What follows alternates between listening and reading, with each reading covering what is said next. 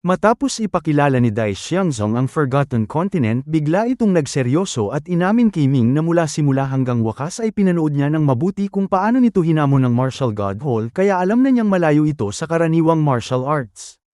Dahil doon taimtim niyang inanyayahan si Ming na sumama sa Forgotten Continent upang doon magsanay at itatag ang Heavenly Dao Sect sa lupaing yun.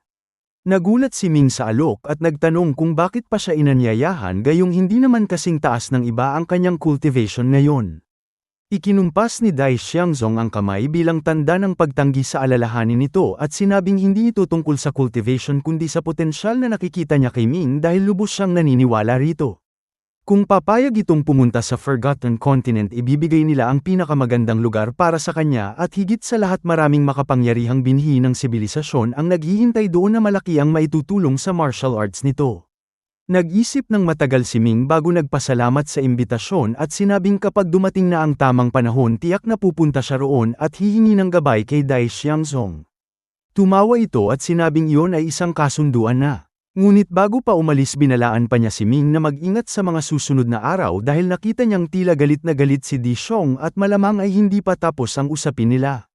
Mahinahon namang sinabi ni Ming na kung maglakas loob itong magalit handa naman siyang wasakin ng Martial God Hall at hindi ito kayabangan lamang dahil kapag ganap ng handa ang War City at nagawa na ang lahat ng mga tagapagbantay ng Undying Divine Tree kaya niya nang puksain ito sa loob ng ilang sandali kung kailangan. Pagkaraan ng isang araw umalis na si Dai Xiangzong at kasunod nito ay nagpaalam din ang karamihan sa mga kaibigan na dumalaw.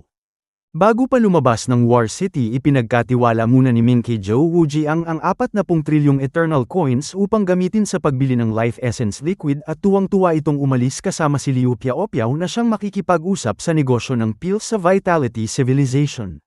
Siyempre may mga naiwan pa rin tulad nina Jin Shenbai, Zhao Xin, Yun Feng, at ang 4 na sumali sa Heavenly Dao Sect na pinangunahan ni Di Kang. Bukod pa rito sunod-sunod ding ipinatawag ni Ming sina Hao Yan, Xiangxiang, Ma Xianchao, He Jing, Chen Xing, Bao Bufan, Yang Dengfeng, Biao Fu, Jin Gang, Yi Ping, at iba pa. Dating sumunod ang mga taong ito kay Ming noon pa man at nang asiwa sila sa negosyo ng bangko kaya sila ay mapagkakatiwala ang mga kaibigan at kasama sa lahat ng bagay. Kahit na hindi sila naging masyadong maunlad noong nagtatrabaho pa sila sa bangko dahil doon lamang sila nakakuha ng maliit na tungkulin ngayong muli silang nakabalik sa tabi ni Ming natural na labis ang kanilang kasiyahan dahil alam nilang ibang klase ang oportunidad na naghihintay sa kanila ngayon. Marami nang gagawin si Ming at talagang nangangailangan siya ng mga tao kaya sila ang magiging pangunahing tauhan niya sa mga susunod na hakbang. May ilan na mangangasiwa ng isang malaking mundo, may ilan na isang buong sibilisasyon, at may kanya-kanyang tungkulin ayon sa kanilang kakayahan. Dahil hindi pa mataas ang kanilang cultivation binigyan niya ang bawat isa ng 20 puppet na nasa ika-9 na antas ng Longevity Realm at 500 puppet na nasa ika-8 antas ng Longevity Realm upang magamit nila bilang proteksyon at tulong sa paggawa ng kanilang tungkulin. Pagkaraan ng 3 araw naghiwa-hiwalay na ang mga tao patungo sa kani-kanilang bagong lugar ng tungkulin. Tanging sina Yun Feng at Jin Shenbai na lamang ang naiwan at syempre kasama pa rin si Leng Gaiyuhao na hindi na paghiwalay kay Jin Shenbai kahit saan ito pumunta. Sinabi ni Jin Shenbai na sasamahan niya si Ming patungo sa Confucian Civilization kaya agad ding sinabi ni Leng Gaiyuhao na sasama rin siya sa kanila. Tiningnan siya ng masama ni Jin Shenbai at tinanong kung may kinalaman ba siya roon at anong pakialam niya kaya napahiya si Leng Gaiyuhao yumuko at hindi na ng ahas sumagot pa. Umubo si Ming upang paluwagin ang bahaging yun at sinabing sapat nang samahan siya ni Yun Feng at iminungkahi na lang na magpaiwan muna ang senior brother at ang sister-in-law nito sa loob ng ilang araw. Tumingin si Leng Gaiyuhao kay Ming nang may pasasalamat sa tulong nito ngunit sumigaw naman si Jin Shenbai na huwag magsalita ng ganoon dahil hindi pa niya asawa si Leng Gaiyuhao at malayo pa sila roon. Tumawa si Ming at sinabing marahil ngayon ay hindi pa nga ngunit bukas ay maaaring oo na at sa huli ay pareho lang naman ang kahihinatnan. Napangiti ng mapait si Jin Shenbai ngunit hindi na siya tumutol pa at sinabi na lamang na sasama pa rin siya kay Ming dahil mayroon siyang matalik na kaibigan na isang master sa Non-Dual Academy na matagal na niyang hindi nakita. Matagal nang sabik si Ming na pumunta roon kaya pagkatapos ng kaunting paghahanda silang tatlo ay nagtungo agad sa Confucian Civilization.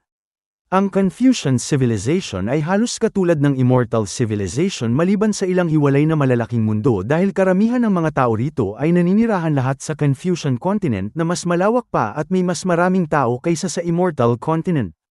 Nakasentro ang kapangyarihan dito, iisa lamang ang pinakamataas na institusyon, ang Confucius Institute, na sama-samang pinamamahalaan ng 6 na elder na may napakataas na cultivation at sa ilalim nila ay may mga Grand Academician, Presented Scholar, Tribute Scholar, Recommended Man, Licentiate, at Student na bawat isa ay may sariling ranggo at tungkulin.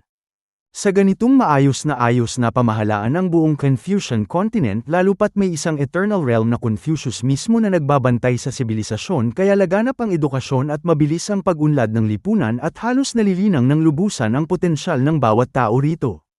Ang pangunahing lungsod nito ay ang Dade City na mas malaki pa kaysa sa Taiching City ng Immortal Continent. Noong unang panahon tinuruan ni Confucius ang buong mundo ayon sa kakayahan ng bawat isa at nagkaroon siya ng 3,000 disciple kung saan ang pinakatanyag sa kanila ay tinawag na 72 sages at ang 6 na kasalukuyang elder ngayon ay pawang mga disciple o inapo ng mga sages na iyon. Pagpasok nila sa Confucian continent, biglang naramdaman ni Ming ang isang malawak na puwersa na tila katulad ng heavenly wheel ngunit mas buo at mas dakila pa kaysa dito na nagbibigay ng mahirap ipaliwanag na damdamin sa kanyang dibdib. Tumingala siya sa langit at nakitang napakataas at walang hangganan nito, kaya sinabi ni Jin Shanbai na yun si Confucius mismo at nararamdaman nila ito dahil ang kapangyarihan at kabutihan nito ay bumabalot sa buong Confucian civilization at walang anumang bagay ang makapagtatago sa kanyang mga mata kahit saan man sila naroroon. Inayos ni Ming ang kanyang damit at sumubsob sa lupa upang magbigay galang, sinabing siya ay isang nakababatang iskolar na si Ming at bumabati kay Confucius ng buong puso. Sina Yunfeng at Jin Shanbai ay yumukod din agad dahil anuman ang kanilang sibilisasyon, si Confucius ay isang dakilang tao sa kanilang puso at kung may pag-asa man ang sangkatauhan, tiyak na ito ay nakasalalay sa isang great sage na tulad niya. Ang lugar kung saan sila lumitaw pala ay isang luntiang taniman at nakita agad ni Ming ang isang uri ng palay na may mahahaba at manipis na dahon, kaya nagtanong siya kung anong uri ito dahil hindi pa niya ito nakita kailanman. Sinabi ni Jin Shanbai na yun ay dragon blood rice na kapag palagi ang kinakain ng mga ordinaryong taway na kapagpapatalas ng isip at nagpapahaba ng buhay, kaya mainam itong pundasyon para sa kanila. Nagulat si Ming at nagtanong kung ang mga ordinaryong tao nga sa Confucian civilization ay kumakain nito araw-araw, ngunit sinabi ni Jin Shanbai na hindi dahil ang presyo nito ay mahigit 10,000 ulit kaysa sa ordinaryong bigas at hindi ito kayang bilhin ng karaniwang tao kahit ipunin nila ang buong buhay nila. Ang lupa sa ilalim nito ay nagtitipon ng espiritual na enerhiya at nagtatago ng mahalagang katangian, kaya ito ay mainam na lupain para sa pagtatanim ng dragon blood rice at ayon sa kanyang nalalaman, tanging mga taong may ranggong licentiate pataas ang maaaring kumain nito dahil ipinamamahagi lamang ito ng gobyerno sa piling mga tao. Sinabi ni Ming na mabuti sana kung lahat ng tao ay makakakain ng dragon blood rice at gagawa siya ng paraan upang itanim ito sa Tianyuan continent balang araw, ngunit sinabi ni Yunfeng na imposible ito dahil nangangailangan ito ng mataas na uri ng klima at kapaligiran, samantalang mababa at manipis ang antas ng espiritual na enerhiya sa Tianyuan continent, kaya hindi ito angkop na taniman doon, lalo pat ang tunay na magagandang malalaking mundo ay kadalasang sinasakop na ng foreign race, kaya lubhang dehado pa rin ang sangkatauhan sa larangang ito. Lumabas silang tatlo mula sa palayan at nalaman na wala man lang nagbabantay sa paligid ng dragon blood rice kahit halos hinog na ito at kita ang kasaganaan nito, kaya nagtanong si Ming kung wala bang nagnanakaw dito. Tumawa si Jin Shanbai at sinabing yun ang bunga ng moral na edukasyon ng Confucian civilization dahil mula sa matandang 80 taon hanggang sa batang 3 taong gulang, alam ng lahat na nakakahiya ang pagnanakaw, kaya walang gagawa nito kahit gaano pa ito kagipit. Habang nagsasalita sila, isang matandang lalaki na may tungkod ang dahan-daang naglalakad mula sa malayo at bawat ilang hakbang ay humihinto ito upang huminga ng malalim, mukhang mahigit 100 taon na ito, kaya napakatanda na dahil wala itong cultivation na sumusuporta sa katawan nito. Tiningnan ito ni Ming ng saglit, ngunit hindi na siya nag-isip pa at naghanda ng umalis nang biglang lumitaw sa likod ng matanda ang isang lalaking nasa katamtamang edad na malinis ang suot at mabilis ang lakad. Huminto ito sa tabi ng matanda at magalang na tinanong kung saan pupunta at itinuro ng matanda ang unahan, sinabing sa bahay ng kanyang anak na babae siya papunta upang manatili ng ilang araw at hindi naman kalayuan ang lakarin niya. Sinabi ng lalaki na kaya niyang buhatin ang matanda upang mas mabilis silang makarating at pagkasabi nito binuhat niya ito ng buong lambing at mabilis na naglakad patungo sa unahan. Nang makita yun sinabi ni Ming na tunay ngang may mabuting kalooban ang mga tao rito dahil talaga namang epektibo ang moral na edukasyon sa buong lipunan. Hindi na sila nagtagal pa sa palayan at lumipad na sila patungo sa himpapawid papuntang Dade City. Walang pader ang lungsod na ito kaya malayang nakakapasok at nakakalabas ang mga tao rito at dahil doon ay lalo itong naging maunlad sa paglipas ng panahon. Pagpasok nila nalaman agad ni Ming ang lokasyon ng Non-Dual Academy sa timog ng lungsod malapit sa labas nito kaya nagmadali siya patungo doon nang walang pag-aksaya ng panahon. Maayos at siksik ang mga lumang gusali dito na parang bawat isa ay may sariling kasaysayan at ang pasukan ay isang malaking arko na may nakasulat na pangalan ng akademya sa ibabaw. Nang makita ang mga salitang yun biglang nakaramdam si Ming ng pagnanais na yumukod dito kahit hindi niya alam kung bakit at napabulalas siyang nagtanong kung sino ang sumulat ng mga yon. Sa sandaling yon may isang estudyanteng dumaan halos kasing edad dito ni Ming nakasuot ng berdeng damit at nakangiti ng buong giliw at sinabi nitong ang sulat ay gawa ni Yanzi isa sa 72 sages noong unang panahon. Agad na yumukod si Ming bilang paggalang sa naririnig at nagkaroon ng magandang tingin sa kanya ang estudyante sinabing tila hindi taga-Confucian continent si Ming batay sa kanyang mga kilos. Sinabi ni Ming na pumunta siya dito upang hanapin ang kanyang pamilya at mula siya sa labas ng mundong ito talaga. Ngumiti ito at sinabing naghahanap pala siya ng pamilya at nagpakilalang si Lu Yuan isang mag-aaral ng akademya bago tinanong kung sino ang hinahanap ni Ming baka kilala niya ito. Sinabi ni Ming na hinahanap niya si Qin Guan at nagulat si Lu Yuan sinabing kaibigan pala si Ming ng Grand Academy Qin Qin Guan ngunit sa kasamaang palad ay wala ito sa akademya sa mga panahong ito. Tinanong ni Ming kung naroon naman ang dalawang estudyante ni Qin Guan na sina Hua Liangchen at Bai Feifei ngunit sinabi ni Lu Yuan na ang dalawa ay sumama kay Qin Guan dahil lalahok sila sa palace examination na ginaganap tuwing 3 taon lamang. Sinabi ni Ming na kapag nakapasa sa palace examination magiging presented scholar na sila at nangangahulugan bang nasa Dharma Heaven level na sina Hua Liangchen at Bai Feifei sa ngayon at tumango si Lu Yuan sinabing ganoon nga kung hindi ay hindi sila makakalahok doon. Idinagdag niya na sa loob ng Confucius Hall may rebulto ni Confucius at si Confucius mismo ang pipili ng unang klase, ikalawang klase at ikatlong klase lalo na ang tatlong nasa unang klase na tinatawag na presented scholar, top scholar, second place scholar, at third place scholar na tatanggap ng basbas mula kay Confucius mismo at walang hangganan ang kanilang magandang hinaharap pagkatapos. Tuwang-tuwa si Ming para sa kanyang mga magulang kapag ito nga ang mangyayari kaya tinanong niya kung kailan gaganapin ang palace examination at sinabi ni Lu Yuan na kasalukuyan itong ginaganap sa mismong sandaling ito kaya pupunta siya sa labas ng Confucius Hall upang maghintay ng balita at inanyayahan niya si Ming na sumama sa kanya. Agad pumayag si Ming kaya sumama silang tatlo kay Lu Yuan patungong Confucius Hall na nasa gitna ng Dade City malapit sa Hanlin Academy, Wen Yuan Pavilion, Wuying Hall, at Central Hall kung saan nakatira ang mga pinakamakapangyarihang tao ng Confucian Civilization. Sa labas ng Confucius Hall ay may malaking plaza na siksikan ng mga tao sa oras na yun karamihan ay nanunood lamang sa nangyayari ngunit may mga kamag-anak din ng mga kalahok na naghihintay ng balita. Lahat ay nakatingin sa gatehouse ng Confucius Hall sabik na makita agad ang resulta at pagdating nilang apat wala silang magawa kundi maghintay kasama ng lahat. Hindi pa natatagalan biglang may isang sinag ng divine light na bumaba mula sa langit marangal at banal at tuwirang pumasok sa Confucius Hall kaya nagkagulo ang mga tao sa plaza may sumigaw na nagpakita si Confucius at pumipili na ng top scholar sa taong ito. Hindi pa humuhupa ang pagkamangha nila sa unang liwanag may panibagong divine light na bumaba naman mula sa langit kaya namangha silang lalo sinabing marahil ay may dalawang top scholar sa taong ito kakaiba sa dati.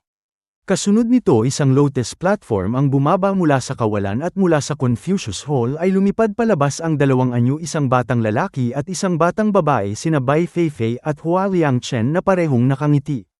Sumakay silang dalawa sa lotus platform at agad na lumipad paitaas at sa ilang sandali ay nawala na sa paningin ng lahat. Nag-alala si Ming sa mabilis na pangyayaring yun at sumigaw na huminto sila saglit. Hindi mabilang na mga tingin ang napunta sa kanya dahil doon at may tinig mula sa Confucius Hall na nagtanong kung sino ang nanggugulo sa seremonya. Narinig ni Ming na mula yon sa loob mismo ng hall kaya malakas niyang sinabi na siya ay kamag-anak ni Hua Liangchen at Bai Feifei at may karapatan siyang magsalita.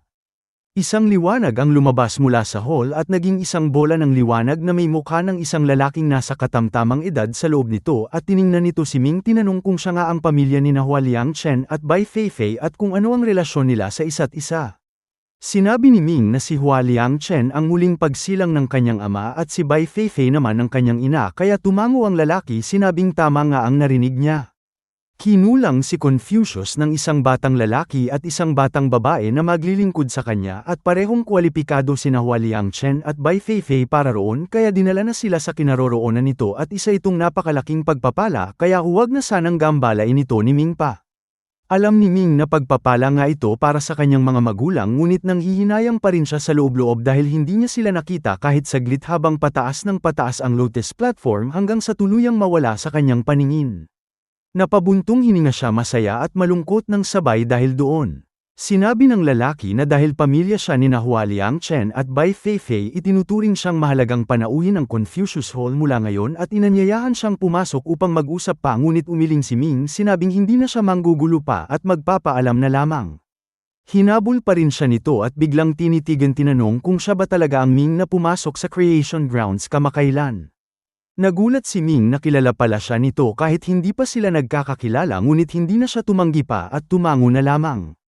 Tumawa ang lalaki dahil doon at sinabing paumanhin sa kawalang galang niya kanina at nagpakilalang si Qin Guan. Matagal na niyang naririnig ang pangalan ni Ming at narinig niyang kamakailan ay kumita ito ng mahigit 100 trilyong eternal coins mula sa Martial God Hall, isang gawang walang katulad sa kasaysayan ng sangkatauhan. Nang malaman ni Ming na ang kausap pala ay master mismo ng kanyang mga magulang, hindi na siya tumanggi pa at sinabing pumapayag na siyang makipag-usap dito, kaya isinama niya sina Zhang Heng at Yun Feng sa pagpasok sa Confucius Hall, kung saan sunod-sunod na inihayag ang mga pumasa sa 3 klase ng presented scholar ngayong araw. Sila naman ay inanyayahang pumunta sa isang malaking bulwagan kung saan nakaupo si Qin Guan at may 2 kabataang lalaki sa tabi niya na naghihintay. Pagpasok ni Ming, tumayo ito at nagbigay galang sa kanya. Sinabing bayani ng sangkatauhan si Ming at nais niyang magbigay pugay dito. Nagmamadaling gumanti ng paggalang si Ming at sinabing hindi naman siya bayani, ngunit ngumiti si Qin Guan at sinabing paanong hindi, dahil inilabas niya ang creation artifact na nagbigay sa sangkatauhan ng isa pang eternal great sage, isang walang hanggang kabutihan na tiyak na maaalala magpakailanman. Sinabi ni Ming na labis naman ang papuri at sinuwerte lamang talaga siya bago itinuro at ipinakilala sina Yun Feng at Jin Shanbai sa kanya. Nang malaman ni Qin Guan na si Yun Feng ang isa pang taong pumasok sa Creation Grounds, lalo siyang nasiyahan at sinabing malaking karangalan ng Confucius Hall ang pagdating ng 2 bayani sa parehong araw, kaya pinakiusapan niya silang manatili pa ng ilang araw. Dahil alam na ni Ming na wala roon ang kanyang mga magulang, kahit paano hindi na siya nagpaiwan pa. Sinabing may mahalaga pa siyang gagawin sa ibang lugar, kaya hindi siya maaaring magtagal dito at hindi rin siya pinilit ni Qin Guan. Sinabi lamang na kung may panahon sa hinaharap, bumalik at bumisita sa Confucius Hall. Mabilis silang dumating dito at mas mabilis pang umalis pagkatapos ng lahat ng iyon. Sa pagbabalik, tinanong ni Ming si Jin Shanbai kung ang pagkuha ni Confucius sa kanyang mga magulang bilang batang lalaki at batang babae ay nagkataon lamang o may kahulugan. Sinabi ni Jin Shanbai na ang mga Eternal Great Sage ay may malalim na dahilan sa kanilang mga ginagawa sa karaniwan, kaya tiyak na hindi simple ang bagay na ito, ngunit sa kabuuan hindi naman ito masama para man kay Ming o sa kanyang mga magulang. Sumang-ayon si Ming sa palagay nito at sinabing ganoon din ang iniisip niya, ngunit hindi naman basta-basta nahuhulog ang grasya mula sa langit, kaya sino ang nakakaalam kung ano talaga ang binabalak ni Confucius sa likod nito. Sinabi ni Jin Shanbai na malalaman din ang mga bagay na yun sa hinaharap balang araw at si Confucius naman ay hindi isang masamang tao kung tutuusin. Bago tinanong si Ming kung ano ang susunod na balak nito ngayon. Sinabi ni Ming na malaki ang kinita niya mula sa Martial God Hall at halos naubos ang yaman nito dahil doon, kaya matindi ang galit nito sa kanya ngayon. Ayon sa kasabihan, kung hindi gagawin ay huwag nang simulan, ngunit kung gagawin man dapat tapusin ng husto at hindi na sila nagpapanggap pa, kaya hindi na sila dapat magpigil pa ngayon. Sa susunod, ang Heavenly Dao Sect ay magbubukas ng pagtanggap ng mga disciples sa 5 Elements Continent mismo at tuwirang makikipaglaban sa Martial God Hall doon. Tumango si Jin Shanbai sa plano at sinabing si Ming ay Crown Prince ng Human Emperor at nagmula sa Legendary Academy at malalim ang kanyang pundasyon kaya hindi niya kailangang matakot dito kahit kanino at hindi sila dapat magatubiling makipaglaban. Ang tanging inaalala niya lamang ay baka mapilitan si Di Xiong na gumawa ng desperadong hakbang laban kay Ming dahil sa sobrang inis. Malamig na sinabi ni Ming na walang pagkakataon si Di Xiong na patayin siya kahit subukan man ito at kung papatayin naman ito ang mga miyembro ng Heavenly Dao Sect sa bawat isang taong papatayin nito ay papatagin niya ang Martial God Hall gamit ang War City at hindi na sila magkakasundo pa magpakailanman. Napangiti ng mapait si Jin Shanbai sa sagot at sinabing mukhang radikal ang ganitong pananaw ngunit para kay Di Xiong kailangan talaga ang ganitong marahas na paraan upang matakot ito ng husto. Kahit na tila walang nangyari sa paglalakbay na yun kung titingnan sa labas nasiyahan pa rin si Ming dahil nagkaroon ng magandang kahihinatnan ang kanyang mga magulang kaya napanatag ang kanyang loob. Hindi rin umalis sina Yun Feng at Jin Shanbai matapos noon at hiniling ni Ming na manatili muna sila upang tulungan siya sa ilang panahon na agad naman nilang tinanggap ng walang pag-aalinlangan. Pagbalik sa War City sa wakas ay nagkaroon din ng pahinga si Ming pagkatapos ng lahat ng bagay na yun kaya tinanong niya si Xiao Si kung kumusta na si Jiang Zhu na nilagyan noon ng malakas na lason at pinipigilan nito ang paglaganap ng lason sa mga panahong iyon. Sinabi ni Xiao Si na napasa kamay na niya ang lason kanina at naitulak ito sa chisi ni Jiang Zhu nang hindi na kumakalat pa at titingnan na lamang niya kung kaya itong alisin ni Ming mismo. Tumango ito ng buong tiwala at sinabing dapat ay kaya niya yun. Sa silid ni Ming tahimik na nakahiga si Jiang Zhu sa kama normal ang kanyang itsura at walang mukhang kakaiba mahinahon pa ang kanyang paghinga tulad ng isang natutulog ng mahimbing. Habang pinagmamasdan ang kanyang magandang mukha ng mahabang panahon biglang naalala ni Ming ang maraming bagay mula sa nakaraan noong nasa pamilya niya pa siya sa Shanshui Town. Nakilala niya sa likod ng bundok ang prinsesang ito ng Vermilion Bird Dynasty at naglaban pa sila noon bago sila naging malapit. Lumipas ang maraming taon mula noon wala na ang Vermilion Bird Dynasty at nagkahiwa-hiwalay na rin ang mga miyembro ng pamilyang Jiang matapos yun. Marahan niyang hinaplos ang pisngi ni Jiang Zhu ng buong lambing at sinabing ligtas na siya ngayon mula rito.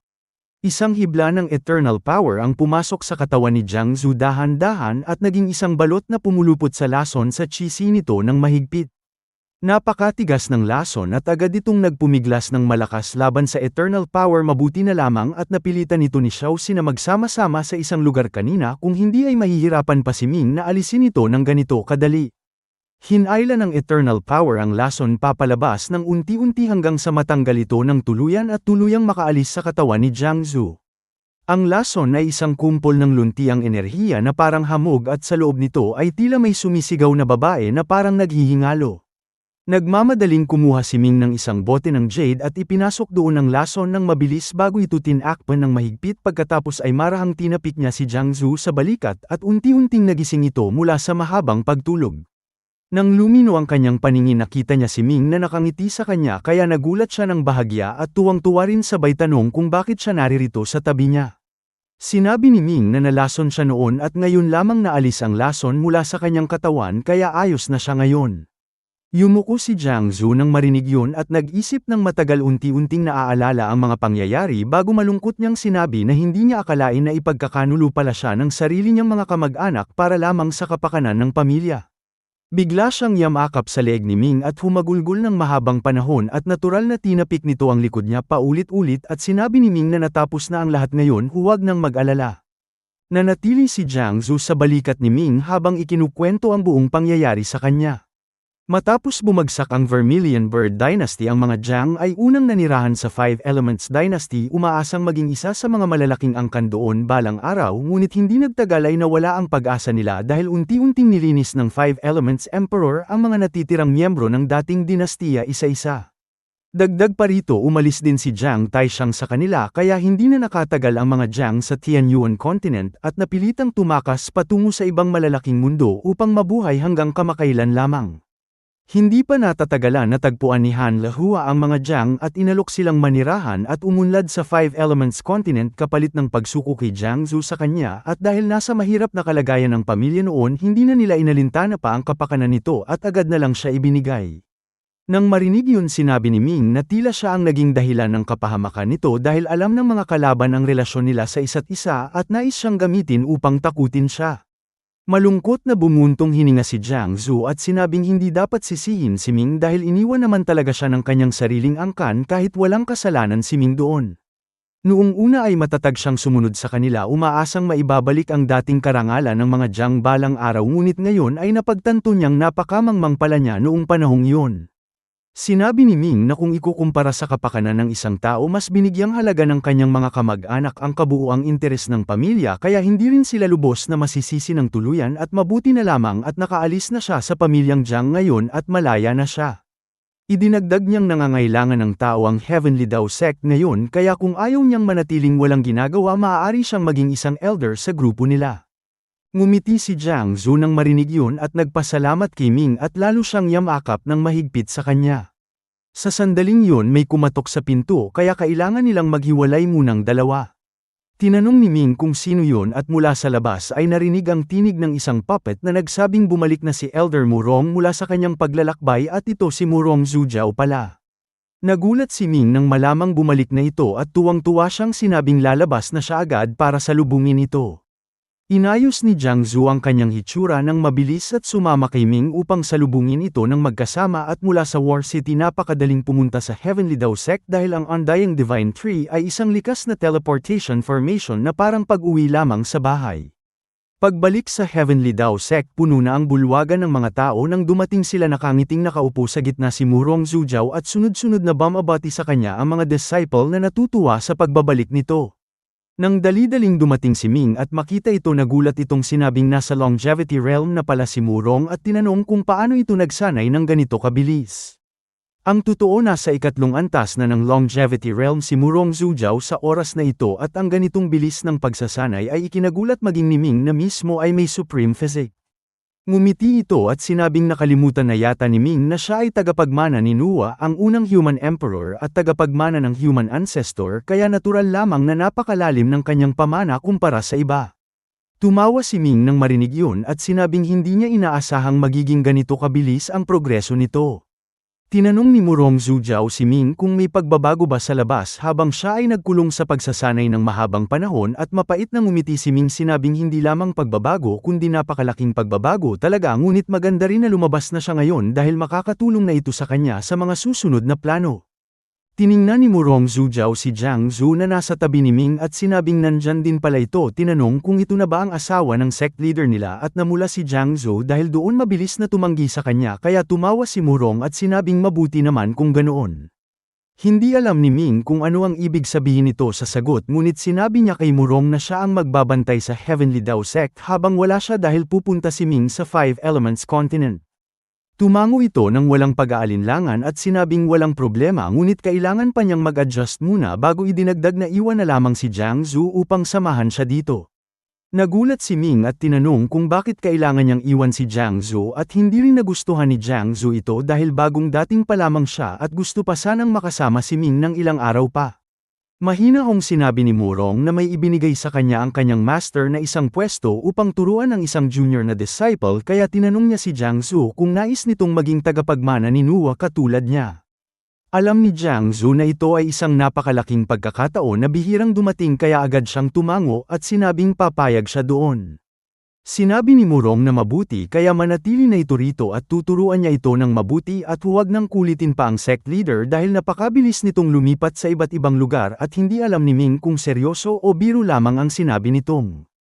Natahimik si Ming sandali at naisip na sadya yun ni Murong, tila nagbago rin kasi ang ugali nito pagkatapos lumabas mula sa pagkukulong.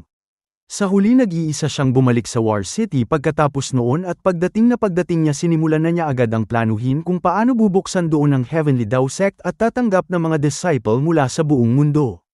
Tinawag niya sina Jin Shanbai at Yun Feng upang pag-usapan ito ng mabuti at pareho silang may sariling mungkahi na naiiba sa isa't isa. Ang pananaw ni Jin Shanbai ay maaaring iwasan muna ang direktang labanan sa Martial God Hall sa ngayon at magtayo muna ng mga sangay ng Heavenly Dao Sect sa ibang malalaking mundo habang lumalaki. Kapag sapat na ang lakas ng grupo, saka na ito makikipaglaban ng harapan. Kabaligtaran naman ang pananaw ni Yun Feng na nagsabing dahil hindi na sila nagpapanggap pa, dapat ay harapin na nila ng diretso ang Martial God Hall at magtayo agad ng Heavenly Dao Sect sa Five Elements World upang sampulin ng husto ang mukha ng kalaban. Magkaiba ang kanilang pananaw kaya sa huli ay si Ming pa rin ang magpapasya sa lahat. Matapos mag-isip ng paulit-ulit sa loob ng ilang saglit sinabi niyang mayroon siyang ideya at itatanong kung sa tingin nila ay posible ito.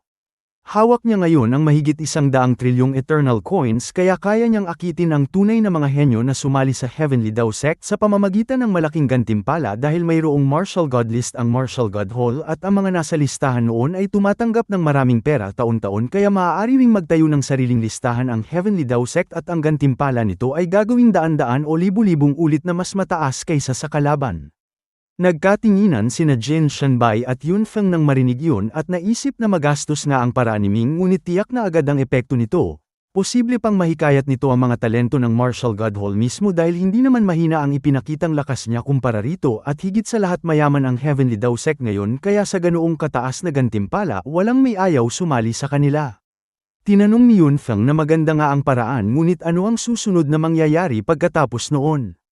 Sinabi ni Ming na pagkatapos ilabas ang listahan iaanunsyo niya na ang mga sasali sa Heavenly Daw Sect ay dodoblehin pa ang gantimpala nila at makakatanggap ng iba't ibang yamang pansanay. Bukod pa rito at pinakamahalaga sa lahat iaanunsyo niya sa buong mundo na hawak niya ang Creation Divine Liquid at ang unang 100 nasa Martial God List na miyembro rin ng Heavenly Daw Sect ay makakakuha ng libreng Creation Divine Liquid mula sa kanya. Napabuntong hininga si Jin Shanbai nang marinig yun at sinabing pati siya ay gusto nang sumali sa Martial God List. Tumawa si Ming at sinabing huwag magbiro ang senior brother sa halip ay pupunta na lang ito sa kanyang Infinite Divine Sea kung saan mayroong Creation Divine Thunder at World Creation Lightning na maaari niyang gamitin. Tuwang-tuwa si Jin Shanbai dito at nagpasalamat kay Ming at sumigaw din si Yun Feng na nais din niyang pumunta roon kasama nito. Sinabi ni Ming na maaari silang pumunta pareho ngunit hindi sila pababayaan ng walang kapalit dahil paglabas nila roon ay kailangan nilang magtrabaho para sa kanya ng ilang taon dahil lubha siyang kapos sa tao ngayon at ang mga tulad ni Chen Xing ay mapagkakatiwalaan naman ngunit hindi pa sapat ang kakayahan at talino nila para sa mabibigat na tungkulin. Tumawa sina Yun Feng at Jin Shanbai dahil dito at sinabing yun ay tiyak na gagawin nila kung kailangan. Ang sumunod na ginawa ni Ming pagkatapos noon ay talagang napakagastos. Sunod-sunod na nagugat ang Undying Divine Tree sa 26 na malalaking mundong nasasakupan ng Martial God Hall at naglabas ito ng mga tagapagbantay na nagkakalat ng mga paskil sa bawat sulok. Nakasaad dito na magtatayo ang Heavenly Daw Sect ng mga martial arts ranking sa 27 malalaking mundo at sinuman ay maaaring lumahok basta may sapat na lakas kapag nakapasok sa listahan anuman ang kanilang katayuan sa buhay makakatanggap sila ng mataas na premyo taon-taon simula ngayon. Napaka-detalyado ng listahan ng Heavenly Daw Sect hinati ito sa Warrior List, Martial Master List, Martial Sect List, Martial Dominator List, Martial Saint List, Martial God List, at Heavenly Daw List na may sari-sariling kategorya. Sa Warrior List maaaring sumali ang Martial Disciple at Martial Warrior sa Martial Master List naman ang Martial Master at Great Martial Master sa Martial Sect List ang Martial Sect at Supreme Master samantalang sa Martial Dominator List, Martial Saint List, at Martial God List tanging ang Martial Dominator, Martial Saint, at Martial God lamang ang maaaring lumahok doon. Ang Warrior List ay may 30,000 pwesto lahat-lahat ang nasa ika-30,000 ay tatanggap ng 100 milyong Dharma Heaven Coins bawat taon at sa bawat pag-angat ng isang pwesto ay madadagdagan ito ng 100 milyon pa. Ang unang pwesto rito ay tatanggap ng 3 trilyong Dharma Heaven Coins bawat taon na ang halaga ay humigit kumulang 100 Eternal Coins kung i-convert. Maliit lamang ito sa paningin ni Ming ngayon ngunit sa mga maliliit na martial warrior ito ay napakalaking halaga kaya napakalakas ng pang-akit nito sa kanila. Noon nga ay isa pa siyang martial warrior kahit 1 trilyong Dharma Heaven Coins ay malaking halaga na para sa kanya at maging 100 milyong Martial God Coins ay sapat na para makabili ng maraming cultivation resources noon. Ang Martial Master List naman ay para sa Martial Master at Great Martial Master may 10,000 pwesto at ang ika-100 dito ay tatanggap ng 50 milyong Dharma Heaven Coins na dadagdagan ng ganoon ding halaga sa bawat pag-angat ng pwesto hanggang sa unang pwesto na makakatanggap ng mahigit 1,700 Eternal Coins. Sa antas na ito hindi pa gaanong kailangan ng maraming cultivation resources sa halip ang pinakamahalaga rito ay ang mga martial arts techniques at skills mismo. Ang Martial Sect List naman ay may 10,000 ring pwesto katulad ng iba. Noong una ay ayaw ni Ming na maglagay ng hiwalay na listahan para dito dahil sa palagay niya ay maaari na itong isama na lamang sa Martial Dominator list, ngunit naisip din niya nang tumagal na ang martial sect ay isang mahalagang yugto sa pagsasanay ng isang martial artist na may tulay na papel sa pagitan ng dalawang antas, kaya napakahalaga nito at nararapat na bigyan pa rin ng sariling listahan. Kung ihahambing sa Martial Master List, ang pinakamababang gantimpala rito ay itinaas sa 10 bilyong Dharma Heaven Coins at ang pinakamataas naman ay 3,500 Eternal Coins. Ang susunod na Martial Dominator List ay mas mataas na ang antas na may 3,000 pwesto lamang, pinakamababa ay 100 milyong Longevity Coins na dadagdagan ng ganoon ding halaga sa bawat pag-angat at ang unang pwesto rito ay makakatanggap ng halos 37,000 Eternal Coins bawat taon. Ang Martial Saint List naman ay mas espesyal pa rito, diretso itong nagsisimula sa 10 milyong Eternal Coins bilang batayan at may 500 pwesto na lamang na madadagdagan ng 100 milyong Eternal Coins sa bawat pag-angat hanggang sa unang pwesto na makakatanggap ng 50 bilyong Eternal Coins. Ang Martial God List ay may 100 pwesto na lamang. Ang ika-100 dito ay tatanggap ng 1 bilyong Eternal Coins na dadagdagan ng 1 bilyon pa sa bawat pag-angat hanggang sa unang pwesto na makakatanggap ng 100 bilyong Eternal Coins bawat taon. Walang alinlangan na ito ang pinakamahalaga sa lahat ng listahan at may pinakamalaking gastos dahil sa pamamagitan nito nais talaga ni Ming na akitin ang mga tunay na talento sa martial art sa buong mundo upang sumali sa Heavenly Dao sect nila. Ang huli ay ang Heavenly Dao List na kakaiba kumpara sa lahat dahil hindi kailangang maging isang martial artist para dito at hindi rin kailangang mataas ang antas ng cultivation, basta may tiwala sa sarili maaaring sumali dito at maging isang guest elder ng Heavenly Dao sect agad. Ito ang may pinakamataas na premyo sa lahat, 10 lamang ang pwesto dito, ang ika-10 ay tatanggap ng 100 bilyong Eternal Coins taon-taon bilang sweldo, ang ika-9 naman ay 200 bilyon at sa ganitong paraan patuloy ang unang pwesto ay tatanggap ng 1 trilyong Eternal Coins taon-taon. Siyempre ang pangunahing kondisyon sa pagsali dito ay kailangang sumapi muna sa Heavenly Dao sect bilang guest elder na sa madaling salita ay isang taong maaaring tawagin kapag kailangan lamang at pakakawalan naman kapag hindi na kailangan. Ang mga listahang ito ay gagastos kay Ming ng 12 trilyong Eternal Coins bawat taon ng tuloy-tuloy at kahit na napakarami ng kanyang pera ngayon maaaring hindi rin ito magtagal kung tutuusin. Ngunit sa kasabihang hindi magtatagumpay kung hindi magsasakripisyo, napilitan pa rin siyang gumastos ng napakalaki para dito. Hindi lamang sa 27 malalaking mundong kontrolado ng Martial God Hall lumabas ang mga paskil niya, kundi di nagtagal ay kumalat din ito sa Immortal Continent, Confucian Continent, Buddhist Continent, Three Emperors World, at maging sa Tianyuan Continent mismo. Ang pagbubuhos ng 12 trilyong Eternal Coins taon-taon ay lumikha ng napakalaking epekto sa buong mundo, tila kumulo ang lahat dahil doon. Hindi mabilang na mga henyong hindi nabigyan ng magandang kapalaran at mga kabataang may talento ngunit walang yaman o resources sa buhay ay naglakbay patungo sa Heavenly Dao sect kahit na kailanganin nilang ibenta ang lahat ng ari-arian nila para lang doon nag-ipon sila ng pamasahe.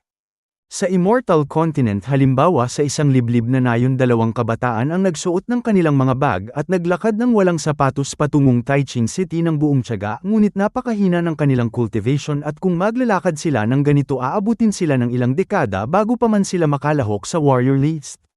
Mabuti na lamang at may nakasaad sa paskil na isang simple at madaling paraan, manalangin ng taimtim sa Undying Divine Tree at may darating na susundo sa kanila agad. Nagkatinginan ng 2 kabataan sa isa't isa, lumuhad at taimtim na tumawag dito. Inulit nila ito ng 3 beses ng tapat at pagkaraan ng 15 minuto isang puyo ng hangin ang lumitaw sa kawalan sa harap nila at mula rito ay lumabas ang 2 tagapagbantay na may dalang espada sa kamay. Ang 2 tagapagbantay na ito ay sumunod sa utos ni Xiaoxi upang sunduin ang mga nais sumali sa listahan, kaya tinanong nila ang pangalan at antas ng cultivation ng 2 kabataan bago sila kunin. Pagkatapos ay binuhat ang bawat isa ng magaan at tumalon sa puyo ng hangin at nawala kaagad. Sa 10 malalaking mundo hindi mabilang na mga syudad-bayan at mga kabataang may talento ang gumamit ng katulad na paraan upang makapasok sa listahan ng Heavenly Dao sect dahil basta makapasok sila sa listahan hindi na nila kailangang mag-alala pa sa kanilang pagsasanay sa hinaharap. Sa kabilang dako nagtayo din si Ming ng mga tanggapan sa bawat malaking mundo na siyang mangangasiwa sa paunang pagpili at magtatanggal sa mga malinaw na hindi kwalipikado upang mabuo ang tunay na listahan.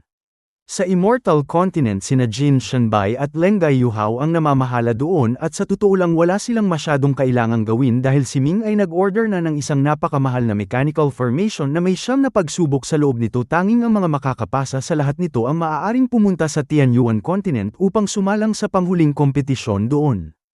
Bukod kay Leng Gaiyuhao kasama rin ni Jin Shanbai sa gawaing ito sina Hua Qi at Shi Yufei na dumating din.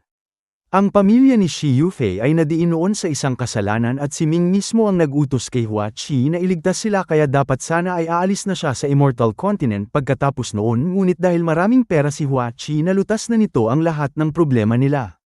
Pero hindi na maaaring bumalik pa si Shi Yufei sa 3 Pure One sect matapos yun, kaya sa mga nagdaang taon ay tumulong na lang siya kay Hua Qi sa iba't ibang bagay at gusto rin niyang makita si Ming noon, ngunit wala siyang pagkakataon. Ngayong nalaman niyang nangangailangan ito ng mga tao, nagkusang loob siyang tumulong agad. Si Hua Qi naman ay walang ginagawa noon kaya sumama na rin siya sa kanya. May 4 na magagandang babae sa paligid ni Hua Qi habang naglalakad, may humihilot sa balikat, may humahampas sa likod, may nagpapakain ng prutas, at may umaawit ng malambing. Napaka-relax nito habang naglalakad, kaya tinanong niya si Jin Shanbai kung ano ba talaga ang ginagawa ni Boss Ming dahil ang mga tao sa Immortal Continent ay kadalasang nagpapakadalubhasa sa immortalidad, ngunit bakit siya mangangalap pa ng mga martial artist doon at tatanungin kung magtatagumpay nga kaya yun. Sinabi ni Jin Shanbai na ang lahat ng landas Immortal Man, Confucian, o Buddhist ay may panig ng karahasan sa likod, kaya may tinatawag na Immortal Martial Arts, Buddhist Martial Arts, at Confucian Martial Arts na magkakaugnay pala sa pundasyon. Bukod pa rito, ang martial arts ni Ming ay bukas sa lahat, anuman ang sibilisasyon o antas ng cultivation maaari itong pag-aralan agad ng kahit sino, at sa ngayon wala pang ibang sibilisasyon ang nakagagawa ng katulad nito. Sinabi ni Hua Qi na kahit na kaya ng lahat na magsanay ng martial arts ngayon, napakagastos pa rin ang ginagawa ni Ming, mahigit 10 trilyon yun taon-taon, at kahit ang 3 Pure One sect ay wala pang ganoong kalaking kita sa loob ng isang taon, kaya nagtataka siya kung ilang taon pa kaya ito matatagalan bago maubos ang 100 trilyong yaman nito. Tumawa si Jin Shanbai nang marinig yun at sinabing kaibigan pa naman ni Ming si Hua Qi, ngunit hindi pa rin niya ito kilalang mabuti dahil ayon sa nalalaman niya si Ming ay isang henyo talaga sa negosyo. Noon pa man ay nagpatakbo na ito ng bangko sa Tianyuan Continent at napakabilis nitong kumita noon pa. Ngayon ang negosyo nito sa pills ay kumikita na ng 5 hanggang 6 na trilyon taon-taon, at patuloy pa itong lumalaki araw-araw, at narinig pa niyang susunod nitong palalawakin ang negosyo ng spirit fruits na isa na namang pagkakakitaan sa hinaharap. Napangiti si Hua Qi nang marinig ito at sinabing talagang matalino nga si Ming sa ganoong bagay at bakit hindi niya naisip yun noon. Kumurap si Shi Yufei sa kanilang usapan at sinabing ikinwento sa kanya ni Xian Xian ang tungkol sa bangko dati, at sa palagay niya kapag sumikat na ang pangalan ng Heavenly Dao Sect sa buong mundo, maaari nang muling magbukas ng bangko si Ming ulit. Una, may karanasan na siya sa ganoong negosyo. Ikalawa, hindi problema ang puhunan niya ngayon, at ikatlo, pinakamahalaga sa lahat, maaari siyang makipagtulungan sa ilang malalaking puwersa. Ngumiti si Jin Shanbai dito at sinabing alam pala ni Shi Yufei ang iniisip talaga ni Ming kahit hindi pa nasasabi. Bago pa sila umalis noon, nabanggit na niya na nais niyang pagsamahin balang araw ang 3 Emperors World, Legendary Academy, Heavenly Dao Sect, Immortal Continent, Confucian Continent, at Buddhist Continent upang magtayo ng isang napakalaking bangko na sasaklaw sa lahat.